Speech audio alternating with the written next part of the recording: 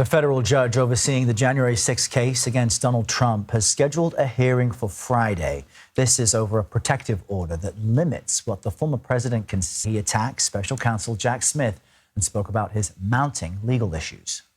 Guy, they call him deranged Jack Smith. He's deranged. It's horrible. You get indicted for nothing. Can you imagine a guy?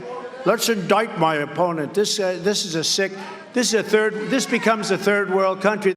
CBS News chief election and campaign correspondent Robert Costa joins us now with the latest on former President Trump. Bob, what should we expect during Friday's hearing over the protective order?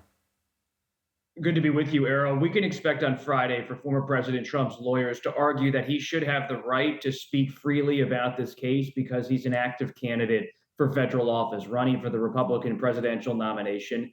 And they are going to likely argue, based on our reporting, that others involved in this case, like the key witness, former Vice President Mike Pence, are also talking about elements of the case. So they would like to see a limited protective order over what can be discussed. Trump has agreed with his lawyers to protective orders in the past when it comes to the records case in Florida. And so it's expected that some kind of umbrella will be put over some of the evidence here, but Trump will likely still be able to speak out about the case.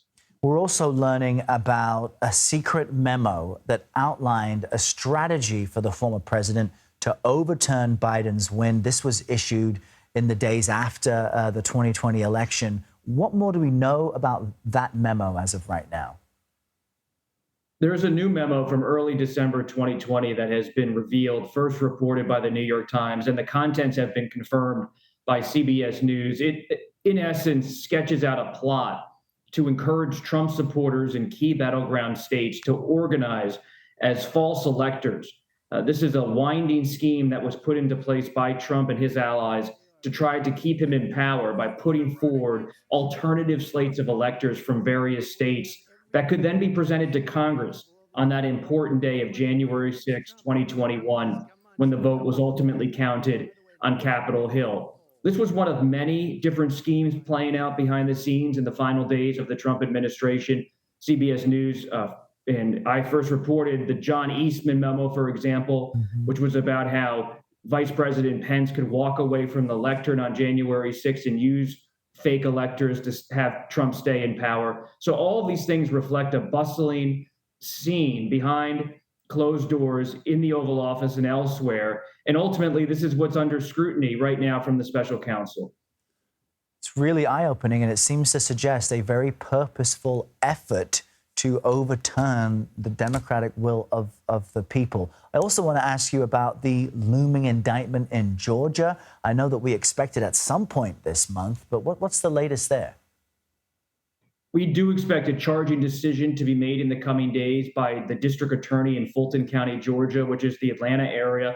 Fani Willis is expected to move forward with an indictment of former President Trump. She has not made that announcement yet, but if it comes next week as expected, that she asks the grand jury in Fulton County to indict the former president, that means, as you can see, that Trump would be facing, as a candidate, 4 active indictments, a looming trial in New York. He would face over hush money payments. He would also have the classified records case, the January 6th case, both of those by the special counsel here in Washington and in Florida, and then, of course, Georgia. So it's a lot on the former president's plate as that first debate looms, but he has said he might skip that debate because so far many Republican voters are not reacting in a negative way about these mounting indictments toward Trump, though his rivals hope that it ultimately gives them an opening to try to get some traction in this presidential race. And he's still the GOP frontrunner by far. Robert Costa, thank you very much.